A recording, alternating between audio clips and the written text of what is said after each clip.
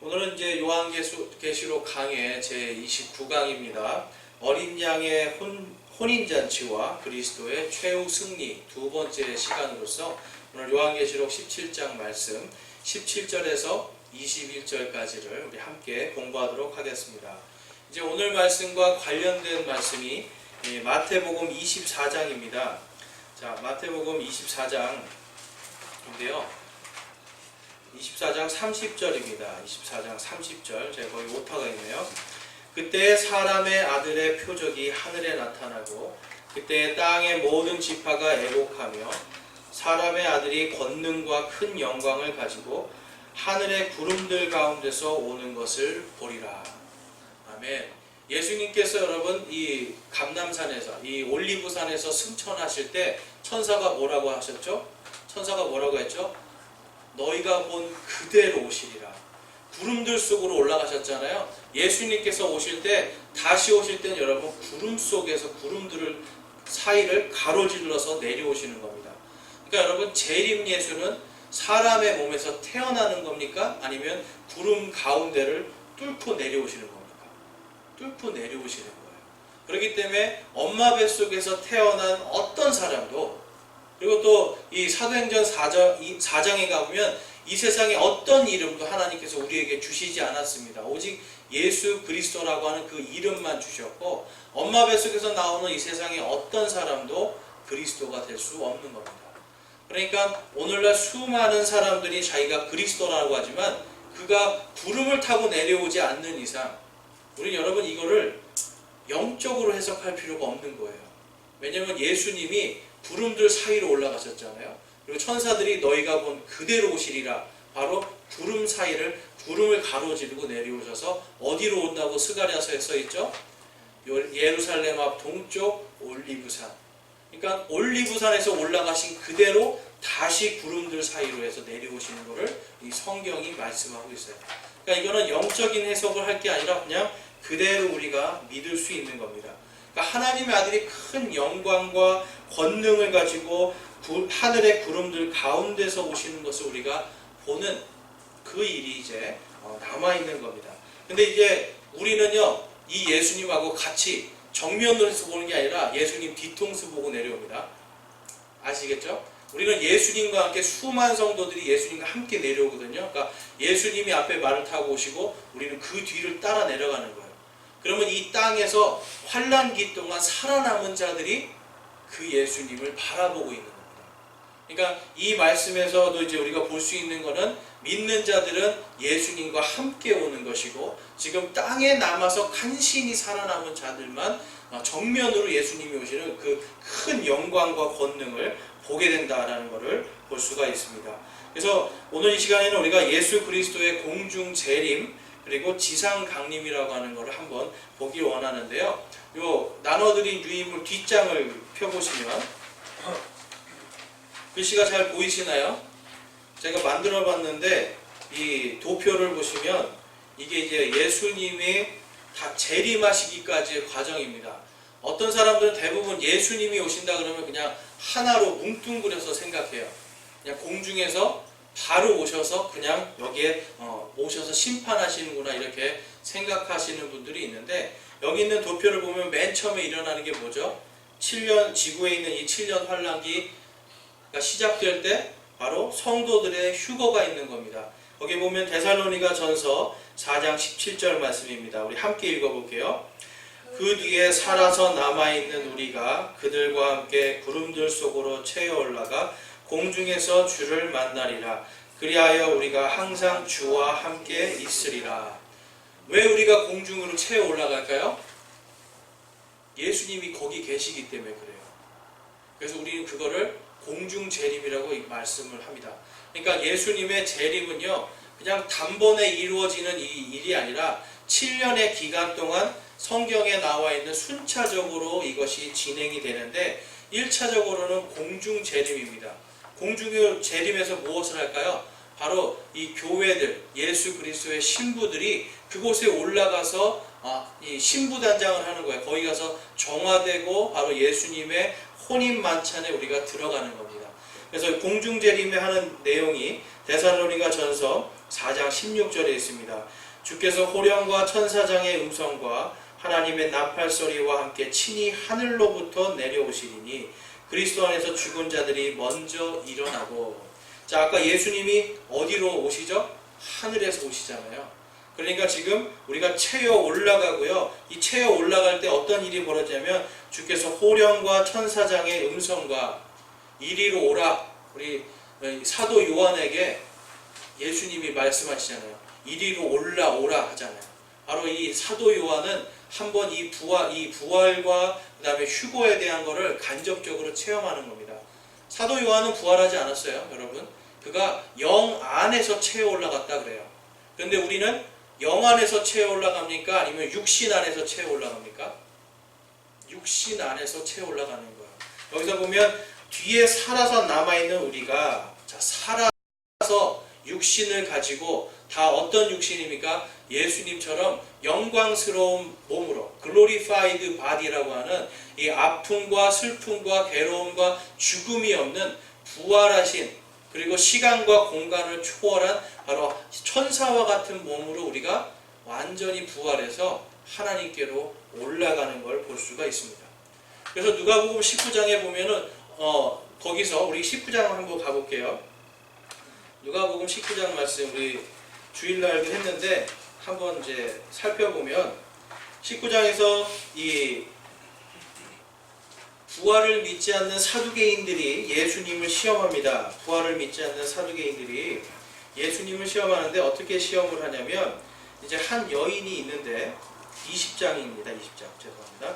19장이 아니고 20장이네요. 20장 27절에 보면 그때 부활이 있음을 부인하는 사두개인들 중에 어떤 자들이 와서 그분께 물어 이르되 선생님이여 모세가 우리에게 써주기를 어떤 사람의 형이 죽되 아내를 둔 채 아이 없이 죽으면 그의 동생이 형의 아내를 취하여 자기 형에게 씨를 일으킬지니라 하였나이다. 이게 이제 그 유대인들에게 있었던 관습이었습니다. 그래서 형이 자손이 없으면 동생을 통해서 자손을 맺게 하는 건데, 그러니까 형수와 결혼을 하게 해서 그냥 씨만 받는 거예요. 그래서 대를 이어가게 하는 건데, 무려 이 일을 7명이나 거쳤는데도 불구하고 7명의 아들들이 다 죽고 이 형수가 결국은 자녀를 낳지 못합니다. 그런데 이 사두개인들이 뭐라 그래요? 근데 부활하면 이 중에 누가 이 여인의 남편이냐 이걸 물어보는 거예요. 여러분 누가 남편입니까? 누가 남편이에요? 지금 예수님은 이들의 지금 엉뚱한 질문에 대해서 이렇게 답하시는 거예요. 자, 34절입니다. 예수님께서 대답하여 그들에게 이르시되 이 세상의 자녀들은 장가도 가고 시집도 가되 저 세상과 및 죽은 자들로부터의 부활을 얻기에 합당한 것으로 여겨질 자들은 장가가지도 시집가지도 아니하고 더 이상 죽을 수도 없나니 이는 그들이 천사들과 동등하며 부활의 자녀들로서 하나님의 자녀들이기 때문이라. 예수님은 지금 너희들이 그걸 가지고 지금 부활이 없다라고 지금 가정하고 이야기하는 거예요, 여러분. 그러니까 이거는 지금 부활을 믿지 않고 이들의 마음속에는 어떤 대답을 기다리는 게 아니라 그냥 이들 마음속에 부활이 없다라는 것을 증명하고 싶었던 거였어요. 근데 예수님이 지금 뭐라고 말씀하시는 거예요? 부활하는데 부활하는 몸은 장가가지도 않고 시집가지도 않는, 그러니까 인간의 육신의 욕망을 가지고 살아가는 것이 아니라 누구만을 바라보는 겁니까? 하나님만을 바라봅니다. 38절 말씀 볼게요. 그분은 죽은 자의 하나님이시요. 우리 함께 읽어볼게요. 산자의 하나님이시니라. 모든 사람이 그분을 향해 사느니라 하시니라. 부활한 상태에서는 이제 인간의 육신을 바라보고 사는 게 아닙니다. 처음에 여러분 인간이 죄를 지었을 때 이 아내, 이브의 욕심은 누구에게 있는 거예요? 그 열망이요? 남편에게 있잖아요. 바로 육신의 이 열망이, 육신에 있는 이 정욕이 남편을 향해 있는 그러한 상태가 되는데, 우리가 부활한다면 지금 누구만 바라보는 겁니까? 하나님을 바라보면서 하나님으로 만족하면서 사는 삶을 사는 겁니다. 여러분 행복하세요? 지금? 행복하세요? 아멘. 행복합니다. 네, 아멘. 그러니까 여기 지금 다 어떻게 보면 하나님을 바라보고 내가 자족하는 마음이 있으니까 행복한 거예요. 여러분 그걸 느끼시잖아요. 하나님을 바라보고 지금 있는 상황에 감사하고 지금 주신 것이 하나님 것이라는 것을 내가 믿고 만족하고 있으면 다 감사하고 기뻐요. 그런데 내 욕심이 그냥 이걸 갖고 저걸 갖고 남이 가진 거 다 뜯어서 가지려고 하기 시작하면 내 마음이 진짜 괴로워지고 지옥이잖아요. 우리가 천국에 가면 하나님의 그 왕국에 들어가면 그러한 모든 것들이 다 사라진다는 거예요. 진정한 의와 화평과 기쁨이 있는 그 왕국에서 우리가 살아갈 수 있는 게 바로 부활의 소망입니다. 그러니까 지금 우리가 이 다 부활해서 공중에서 예수님을 만나는 거예요. 그러니까 여러분 예수님이 완전히 땅에 오신 다음에 만나는 겁니까? 아니죠. 성경의 원리는 공중에서 만나는 겁니다. 자, 그러면 만난 다음에 무엇을 하는가? 그 옆에 보면 그리스도의 심판석이 있습니다. 우리 함께 읽어보겠습니다. 고린도후서 5장 10절 말씀입니다. 우리 모두가 반드시 그리스도의 심판석 앞에 나타나리니 이로써 각 사람이 좋은 것이든 나쁜 것이든 자기가 행한 것에 따라 자기 몸 안에 이루어진 것들을 받으리라. 여러분 그리스도의 심판석은 불의 심판입니다. 그래서 우리가 몸속에 있는 이 우리가 한평생 살아가면서 그러니까 여러분 약간 이제 이거 보시면 제가 옛날에 그 생각을 했어요. 이게 불교에 가면 사람을 죽으면 태우잖아요. 고승들을 태우면 사리가 나오잖아요. 제가 볼 땐 그게 결석이거든요. 요로결석이나 뭐 이런 신장결석 같은 결석인데 스트레스성인데 아무튼 그거 하나를 되게 신성하게 생각해서 여러분 불교에서 왜 탑을 쌓는지 아세요? 불교의 탑은 바로 석가모니의 요 사리가 들어가 있는 무덤이에요. 요 사리가 엄청 많이 나왔잖아요. 그거를 이렇게 탑에다 넣어서 그게 하나의 석가모니의 무덤이란 말이에요. 그러니까 거기를 이렇게 돌면서 기도하는 거는 당연히 우상숭배죠. 그러니까 이런 사리 같은 걸 나오면서도 그거 되게 신성시하는데 우리가 예수님 앞에 가면 이 땅에서 일단은 우리가 구원받은 자들로서 예수님을 바라보면서 오늘 아까 여러분들이 주님이 주신 것으로 만족하고 기뻐했잖아요. 그렇죠? 만족하고 기뻐한 그 모든 것들에 대한 보상을 받는 겁니다. 네, 우리는 보상을 받는데 우리 몸속에 있는 것으로 우리가 행한 것으로 보상을 받는 거예요. 그러니까 구원받기 위해서 선한 일을 하는 게 아니라 구원받은 자들로서 우리가 감사함으로 선한 일을 하는 겁니다.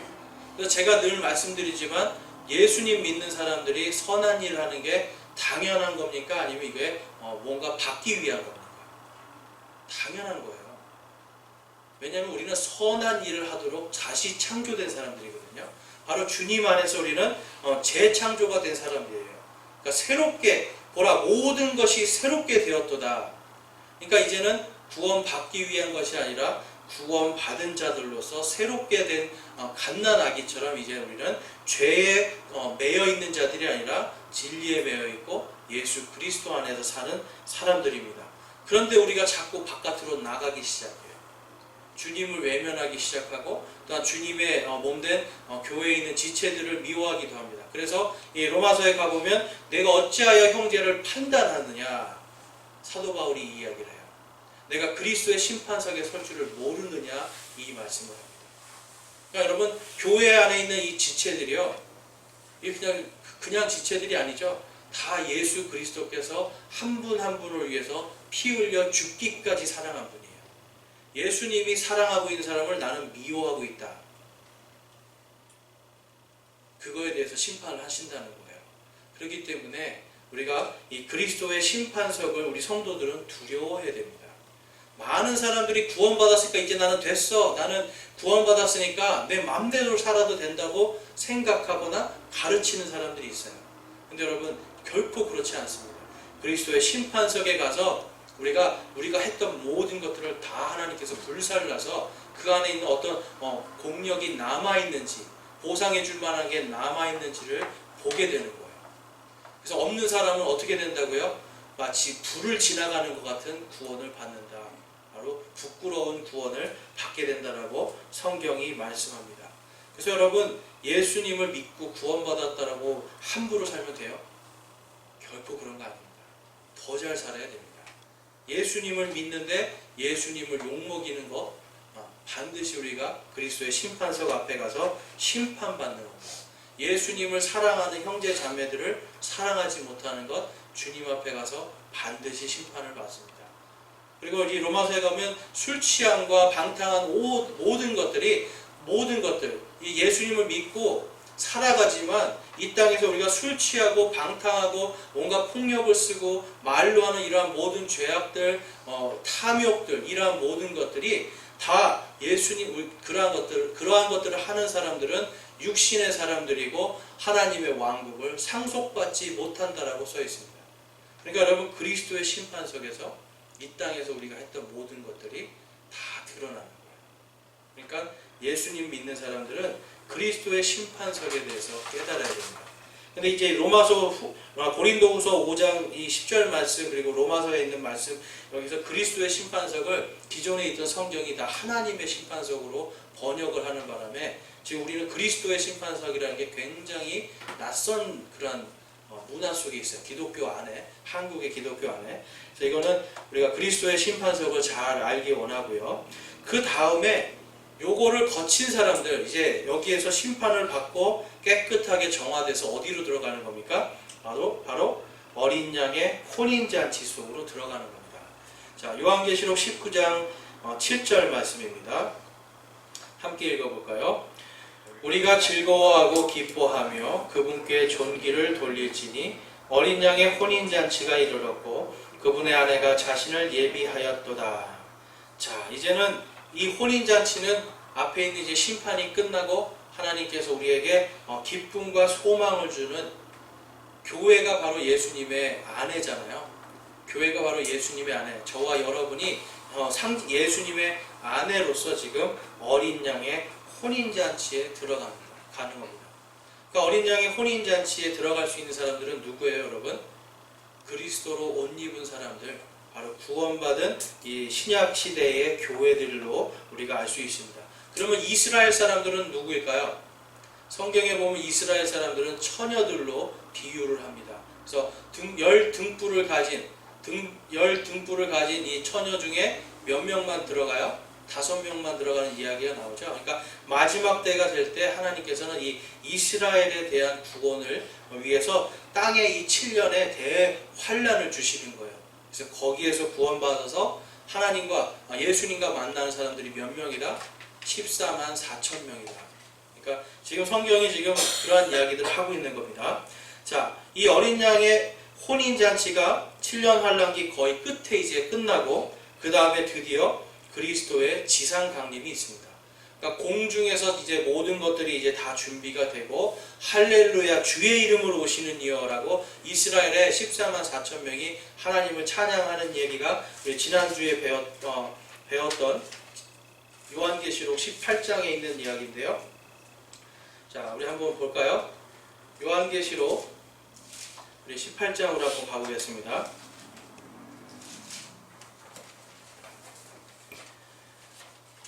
자, 요한계시록 18장에는 이제 마지막 때의 그 음녀 바빌론의 몰락이 나오고 18장 이제 24절 한번 볼게요. 23절. 등잔 불빛이 다시는 내 안에서 비치지 아니하며 신랑과 신부의 음성도 다시는 내 안에서 들리지 아니하리로다. 내 상인들은 땅의 위대한 자들이었으며 내 마법에 모든 민족들이 속아 넘어갔도다. 지금 이제 음녀 바빌론에 대해서 말씀하고 있어요. 대언자들과 성도들과 땅에서 죽임을 당한 모든 사람의 피가 그녀 안에서 발견되었느니라 하더라. 이 일들 뒤에, 자, 이제 바로 이 바빌론의 최종 운명 뒤에 19장에서 이 일들 뒤에 내가 들으니 하늘에 많은 사람들이 큰 음성이 있어 이르되 할렐루야 구원과 영광과 존귀와 권능이 주 우리 하나님께 있도다. 자, 이제 바빌론의 심판이 있고 그 다음에 어떤 이 일들 뒤에 무슨 일이 일어난다고요? 할렐루야 구원과 영광과 존귀와 권능이 주 우리 하나님께 있도다라고 찬양을 하는 겁니다. 예수님께서 찬송하리로다 주의 이름으로 오시는 이여 할 때까지 너희가 나를 보지 못할 것이다 라고 말씀하신 게 이제 이들이 할렐루야라고 예수님께 찬양함을 통하여서 이 지상으로 강림을 하게 되는 겁니다. 그 내용이 이제 요한계시록 19장 15절 16절에 있는 진노의 포도즙 틀 심판으로 이제 막을 내리는 겁니다. 함께 읽어보겠습니다. 요한계시록 19장 15절에서 16절입니다.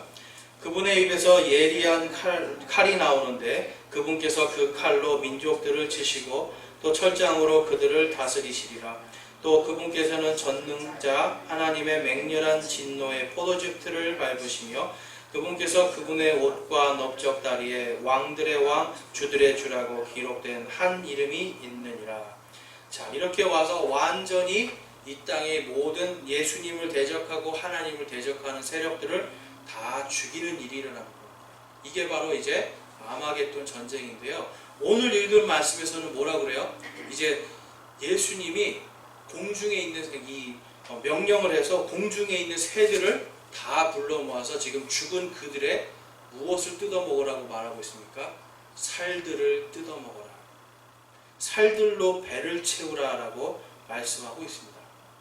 그러니까 이제 피는요, 완전히 이제 죽은 다음에 이들의 피는 300km를 흘러서 홍해바다로 들어가고요.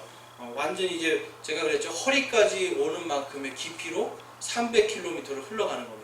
그러니까 약 한 2억 명 정도가 죽으면 그 정도 된다라고 말씀드렸어요.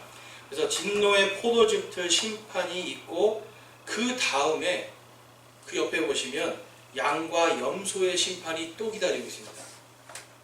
자, 이 양과 염소의 심판은 뭐냐면 7년 환란기가 다 끝나고요. 7년 환란기 안에서 간신히 살아남은 사람들이 있어요. 간신히 살아남았는데 이들이 그때까지도 누구를 안 믿는 거예요? 하나님을 믿지 않아요. 예수님을 믿지 않아요. 그러니까 그들에 대한 심판이 있습니다. 그래서 마태복음 25장 31절에서 34절 그리고 40절에 보면 바로 양과 염소의 심판이 나옵니다. 여러분, 양과 염소의 심판 들어보셨어요? 우리가 성경을 보지만 이런 심판이 있나? 이렇게 할 때가 있어요. 근데 마태복음 25장에 그 심판이 나와 있습니다. 함께 보겠습니다.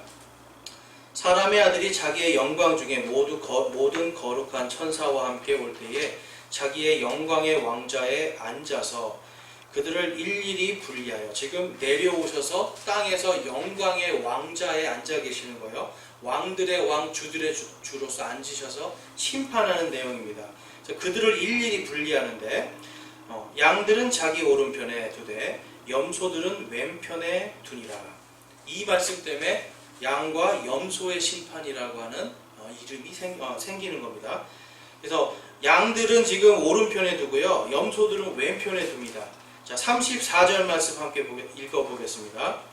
그때 왕이 자기 오른편에 있는 자들에게 이르되 오라, 내 아버지께 복받은 자들아, 너희는 창세로부터 너희를 위하여 예비된 왕국을 상속받으라. 자, 이 사람들은 근데 왜 이 왕국을 상속받을까요? 이 왕국은 천년 왕국을 상속받는 걸 말씀하고 있습니다. 자, 40절 말씀입니다. 왕이 그들에게 대답하여 이르되 진실로 내가 너희에게 이르노니 너희가 이들 내 형제들 중에서 가장 작은 자 하나에게 그것을 하였은즉 내게 하였느니라 하고, 예수님이 이 땅에서 사역하실 때 이 작은 자에게 하는 게 나에게 하는 거다 말씀하시죠. 근데 지금 여기서도 동일하게 여기 있는 작은 자 하나에게 한 게 나에게 하는 것이다 라고 말씀합니다. 근데 여기서 이들 내 형제가 누굴까요? 이들 내 형제, 예수님은 누구의 자손이죠? 다윗의 자손, 유다 지파, 그렇죠? 유대인들을 이야기하는 거예요. 지금 저 이스라엘 땅에 있는 이 유대인들에게 마지막 7년 기간 동안에 우리 앞에서 배울 때 이들을 하나님께서 독수리의 날개로 보스라고 하는 그 지역으로 보내서 살 수 있게 해주시잖아요. 그러니까 이 7년 기간 동안에 이들이 숨어서 살 수 있도록 도와준 사람들이 있다는 겁니다. 이스라엘 백성들이 어떻게든지 살 수 있도록 내 형제들, 바로 유대인들을 도와서 살 수 있게 해준 사람들에게 하나님께서 그들은 오른편에 세우고 그들을 대적하면서 오히려 그들 이제 적그리스도의 앞잡이가 돼서 그들을 죽이는 일에 나섰던 사람들, 끝까지 예수님을 믿지 않았던 사람들은 지금 왼쪽에 두는 겁니다.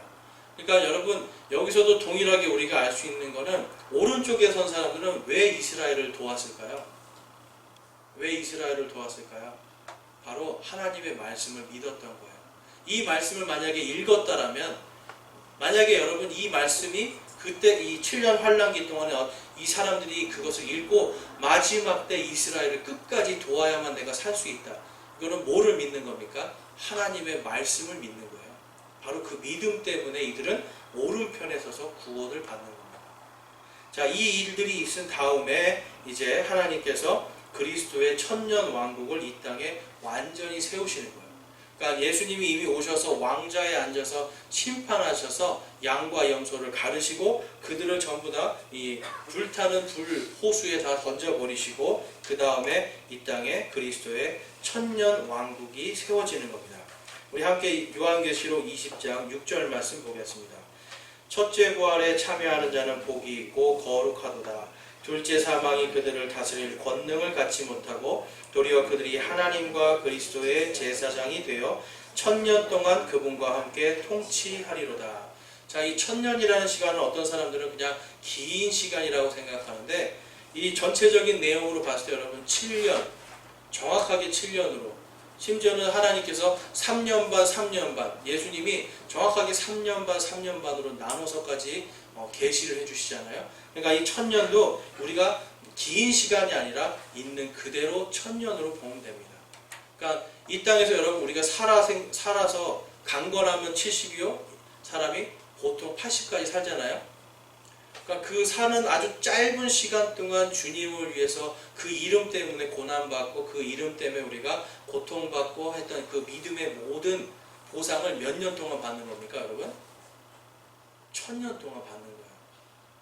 잠깐 우리의 지금 믿음의 고난과 믿음의 역경과 핍박과 환난은 아주 잠깐이지만 1000년 동안에 하나님의 왕국을 상속받는 보상을 우리는 누릴 수가 있고, 그 이후에 오른쪽 맨 위로 가시면 뭐가 써있죠? 새 예루살렘이 나옵니다.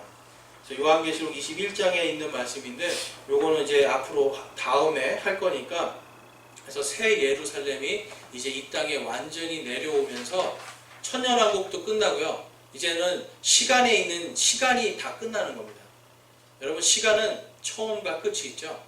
근데 새 예루살렘은 이제 영원한 하나님의 왕국이 이 땅에 완전히 내려오는 시간입니다. 그러니까 끝도 없고 시작도 없는 영원 속으로 들어가는 게 바로 새 예루살렘입니다. 그래서 다시 앞장으로 가보시면 이제 오늘 말씀, 읽었던 말씀에 대한 것들이 이제 나와 있어요. 그래서 오늘 읽은 우리 요한계시록 19장 17절에서 21절에 대한 제 강의를 하겠는데요. 여러분, 지금 이 예수님의 공중 강림과 공중 재림과 지상 강림에 대해서 좀 이해가 되세요? 공중 재림과 지상 강림에 대해서 순차적으로 이렇게 일어날 것이다라는 걸 여러분들이 이해를 하시면, 그 다음에 이제 예수님이 지상에 강림하셨을 때를 지금 사도 요한이 더 구체적으로 지금 써놓은 겁니다. 자, 하나님의 만찬이 거기에 나옵니다. 자, 19장 17절에서 21절에 보면 17절에 너희는 와서 위대하신 하나님의 만찬에 함께 모여라고 말합니다. 그러니까 이 천사가 하나님, 이 예수님의 계시를 받아서 하늘에 있는 날짐승들을 다 불러 모아서 이 땅에서 지금 죽은 인간의 시체들, 근데 이 시체들을 먹는 걸 뭐라 그래요? 하나님의 만찬이다 지금 이야기합니다.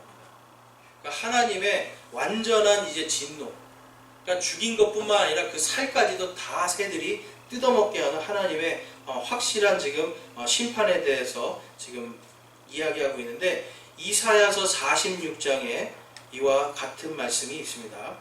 자, 이사야서 46장 11절 13절입니다.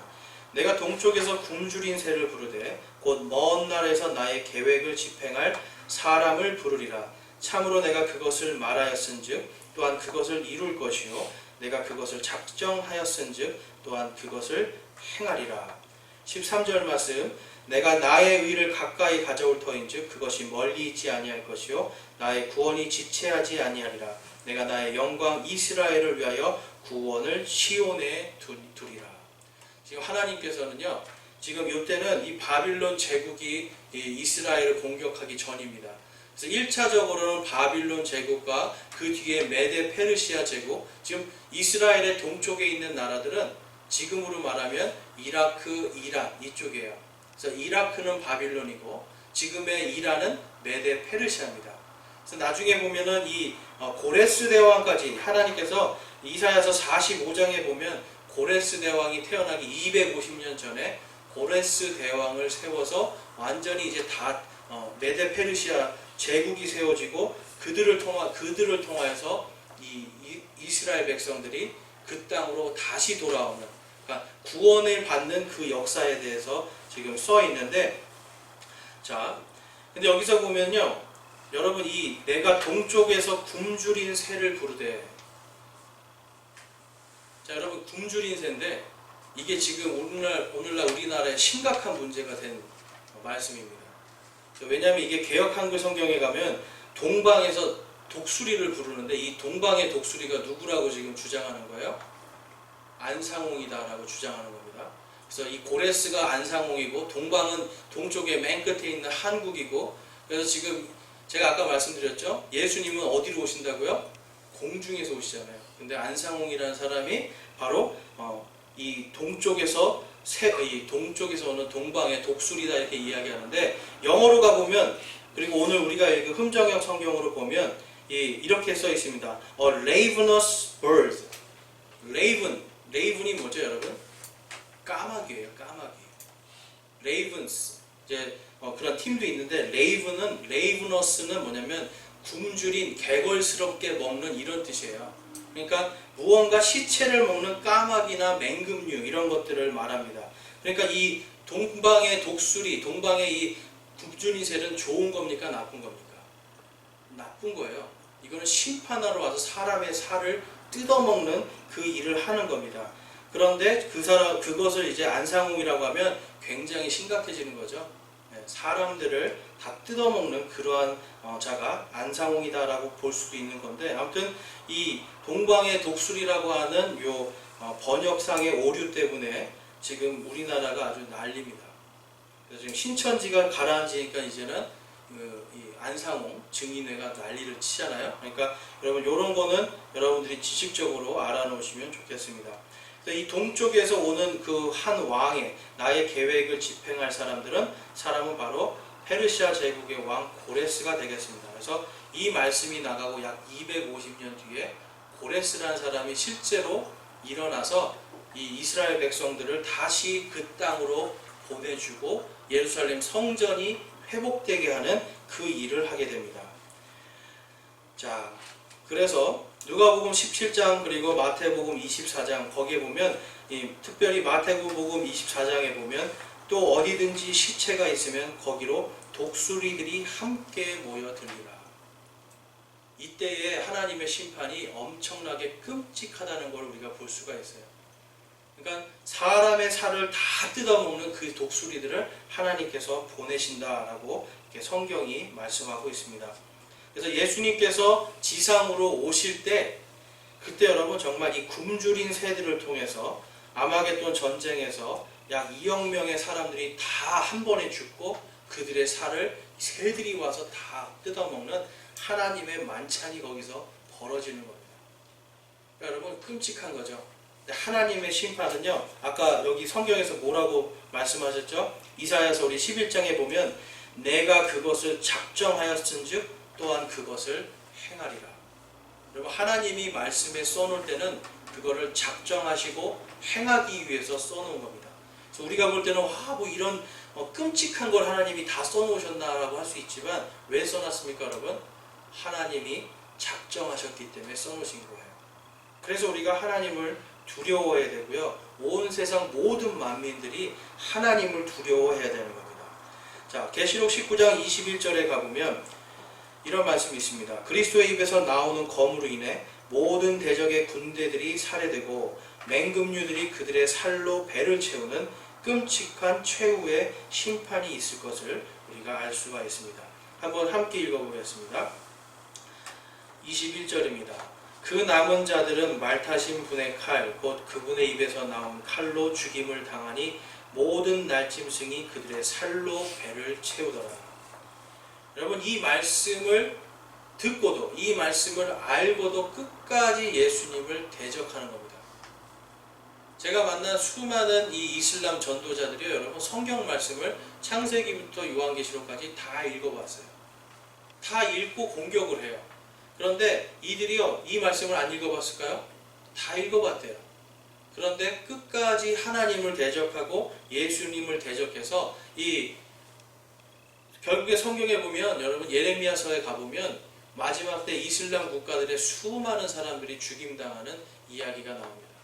그러니까 결국은 하나님의 말씀을 알고도 끝까지 대적하는 한 자들은 결국 무엇이 됩니까? 바로 날짐승들의 밥이 될 수밖에 없는 운명이다.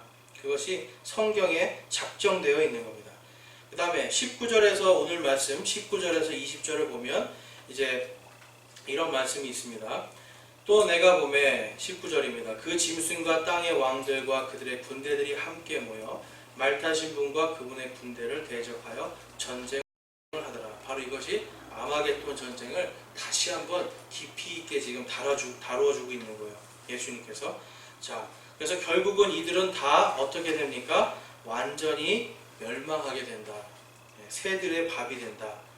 20절에 보면 짐승이 잡히고 또 그 앞에서 기적을 행하던 거짓 대언자도 그와 함께 잡혔는데 그는 짐승의 표를 받은 자들과 그의 형상에게 경배하던 자들, 기적들로 속이던 자들이더라. 이 둘이 산채로 유황으로 불타는 불호수에 던져지고. 자, 여러분, 이 불호수는 지옥이 아니에요. 이 뒤에 21장에 가보면 이 지옥과 사망이 다 어디에 던져집니까? 바로 이 불호수로 지는 거예요. 그러니까 지옥이라는 건 여러분 언제 만들어지죠? 영원부터 있는 게 아니라 하나님께서 이 땅을 창조하실 때 지옥이 만들어지는 거예요. 그러니까 지옥은 시작과 끝이 있는 것이고요. 이제 지옥 속에 있는 이 모든 사람들이 어디로 들어가는 겁니까? 불호수, 영원한 형벌이 있는 그곳으로 들어가는 겁니다. 그러니까 지금 여러분 죽어서 지옥에 가는 게 문제가 아니라 나중에 이제 우리 뒤에 보겠지만 이 지옥에 있는 자들도 다시 부활해서 심판받고 그 다음에 어디로 떨어지는 거예요?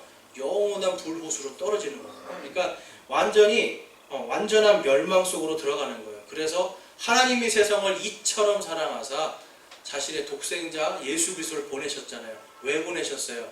누구든지 그분을 믿는 자는 멸망하지 않고 영생을 얻게 하겠다라고 성경이 말씀하시잖아요. 그러니까 마지막 멸망, 바로 이 불호수에 던져지는 이 멸망에서 구원하시는 겁니다. 자, 그래서 오늘 이 말씀을 통해서 이제 보면 적그리스도와 그의 거짓 대언자들을 추종하는 그러한 거짓 목사들, 그리고 거짓 종교인들, 이러한 모든 자들이 바로 영원한 불호수 속으로 던져지게 돼 있는 겁니다. 그래서 제가 듣기로는 2020년 올해 아마 6월 달에 전 세계 모든 종교들이 화합하는 성명서가 이제 발표된다고 그래요. 네. 전 세계 모든 종교들이 이제 우리는 다 하나로 화합하자고 하는, 다 같이 이제 친하게 지내자고 하는 이런 그 성명서를 발표하고 이제 한다고 하는데, 그게 여러분 뭡니까? 결국은 그들이 바로 거짓 대언자들이에요. 바로 이 짐승의 거짓 대언자들. 그것을 좋다라고 이야기하고 사람들을 현혹해서 바로 이 불호수 속으로 끌고 가는 거짓 대언자들. 이들은 분명히 하나님께서 이들을 심판하실 줄로 믿습니다.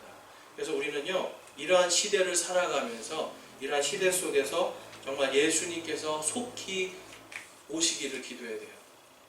왜 기도해야 될까요, 여러분? 왜 기도해야 됩니까? 한 명이라도 더 구원받게 하기 위해서. 점점점 여러분 예수님을 믿기가 힘들어지는 시대잖아요.